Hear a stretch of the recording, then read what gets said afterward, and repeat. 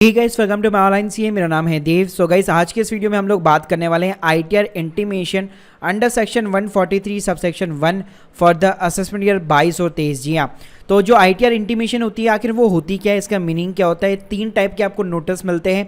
इन notice का मतलब क्या होता है, किस तरह से आपको उनके ऊपर एक्शन लेना होता है, सारी चीज़ें जानेंगे एक ही वीडियो के अंदर। इस वीडियो को शुरू करने से पहले बताना चाहूँगा, रिसेंटली हम लोगों ने आईटीआर प्रोसेसिंग के ऊपर भी वीडियो बनाया था कि 22-23 का जो प्रोसेसिंग टाइमिंग है वो यहाँ पे क्या रहेगा और जिनका भी रिफंड आना है उसमें कितना टाइम लग सकता है। अगर आप लोगों ने वो वीडियो नहीं देखा है, लिंक मैं डिस्क्रिप्शन बॉक्स में डाल दूंगा जहां पे आप लोग चेकआउट कर सकते हैं। सो गाइस, सबसे पहले हम लोग बात करते हैं कि आईटीआर का इंटीमेशन आखिर होता क्या है। तो देखिए, इनकम टैक्स डिपार्टमेंट ने क्या कर रखा है, यहाँ पे एक सीपीसी बैंगलोर के अंदर एक यहाँ पे बेसिकली एक गवर्नमेंट डिपार्टमेंट ही है जिसको अपॉइंट यहाँ पे कर रखा है कि वो क्या करेगा, वो अपने कंप्यूटर सिस्टम के थ्रू आप जो भी आईटीआर यहाँ पे सबमिट करते हैं उसके वैलिडेशन कुछ चेक्स होते हैं। तो बेसिकली सीपीसी जो बैंगलोर डिपार्टमेंट है वो आपकी आईटीआर का अल्टीमेटली प्रीमियरली असेसमेंट यहाँ पे करता है। जैसे आपके स्टेट गवर्नमेंट के अंदर भी आपने जैसे इनकम टैक्स डिपार्टमेंट ऑफिस वगैरह देखे होंगे, तो जब भी आप अपनी आईटीआर फाइल करते हैं सबसे पहले आपकी फाइल जो है सीपीसी बैंगलोर को जाती है, ना कि आपके जो लोकल इनकम टैक्स डिपार्टमेंट होता है उनको।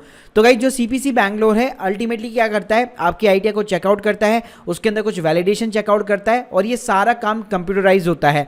तो जैसे आपका वैलिडेशन कंप्लीट हो जाता है उसके बाद में आपको सिंपली ईमेल के ऊपर और एसएमएस के साथ में एक अलर्ट भेजता है कि हम लोगों ने आपको 143 अंडर 1 सबसेक्शन 1 के अंदर आपको एक जो है इंटीमेशन भेज दिया है। अब गाइस, ये चीजें क्या चेक करता है, तो देखिए ये काफी सारी चीजें चेक करता है। जैसे आपके जो 26 एएस में जो इनकम दिख रही है, क्या आपने वो सारी इनकम अगर क्लेम की है अपने इनकम टैक्स रिटर्न के अंदर तो वो अपने प्रॉपर तरीके से दिखा रखी है, नहीं दिखा रखी है। इवन अब तो गाइस यहाँ पे एआईएस भी आ चुका है, तो मुझे लगता है यहाँ पे फर्दर जो है इनकम टैक्स डिपार्टमेंट यहाँ पे आपके एआईएस के साथ में भी ये चीजें यहाँ पे क्रॉस चेक करने वाला है कि आपने जो एआईएस में जो चीजें दिख रही है वही चीजें आपने इनकम टैक्स रिटर्न के अंदर इनकम वगैरह शो कर रखी है, नहीं कर रखी है। इसके अलावा इस आपकी जो भी टैक्स की डिडक्शन होगी वो उसकी सारी लिमिट्स को ये चेक करता है।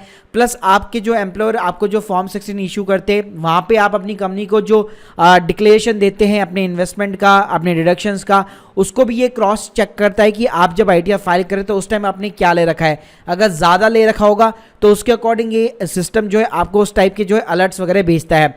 इसके अलावा इस आपके कई बार मान लीजिए कुछ डिसअलाउंसेस भी ये करता है। जैसे मान लीजिए आपके जो carry forward of the losses हो गया, अगर रूल यहाँ पे अगर मना करता है, मान लीजिए आपने ड्यू डेट के बाद में आईटीआर फाइल की तो उसके बाद में आप यहाँ पे अपने जो लॉसेस वगैरह कैरी फॉरवर्ड नहीं कर पाएंगे, तो उससे रिलेटेड भी यहाँ पे जो आपको कई बार जो इंटीमेशन वगैरह मिलते रहते हैं। अब इसमें बात करूँ अगर टाइम लिमिट की, तो देखिए नॉर्मली 1 साल रहता है कि जब भी फाइनेंशियल ईयर एंड होता है उससे 1 साल के भीतर जो है इनकम टैक्स डिपार्टमेंट इस नोटिस को आपको यहाँ पे सेंड आउट करता है। तो गाइस, अभी राइट नाउ आपके लिए जो डेट है वो है 31 मार्च 2023। अब गाइस, बात करते हैं कि इसको डाउनलोड कैसे करना है। तो देखिए, वैसे तो आपको ईमेल के ऊपर ये इस टाइप का यहाँ पे जो है नोटिस मिल जाता है। प्लस आपको इसके अंदर 3 कलर देखने को मिलेंगे। एक आपको ब्लू कलर देखने को मिलेगा, एक मिलेगा आपको ग्रीन कलर देखने को और एक मिलेगा आपको रेड कलर देखने को। तो अगर लेट्स सपोज अगर आपको ईमेल के ऊपर इस टाइप का ब्लू कलर देखने को मिल रहा है, इसका मतलब है आपको कोई भी एक्शन लेने की जरूरत नहीं है, आपका कोई भी यहाँ पे पेमेंट ड्यू नहीं है और आपकी आईटीआर यहाँ पे प्रोसेस हो चुकी है। साथ में गाइस, इसका एक और तरीका है यहाँ पे डाउनलोड करने का। जब आप अपने इनकम टैक्स पोर्टल के अंदर लॉग इन करते हैं तो आपकी आईटीआर जैसे यहाँ पे प्रोसेसिंग हो जाती है, अंडर प्रोसेसिंग नहीं, प्रोसेसिंग यहाँ पे कंप्लीट हो जाती है, तो उसके बाद में यहाँ पे आपको डाउनलोड इंटीमेशन ऑर्डर दिख जाता है। तो इसके ऊपर जैसे आप क्लिक करेंगे एक पीडीएफ यहाँ पे डाउनलोड हो जाती है। पीडीएफ खोलने का ऑप्शन बड़ा ही यहाँ पे सिंपल है, उसका एक पासवर्ड रहता है।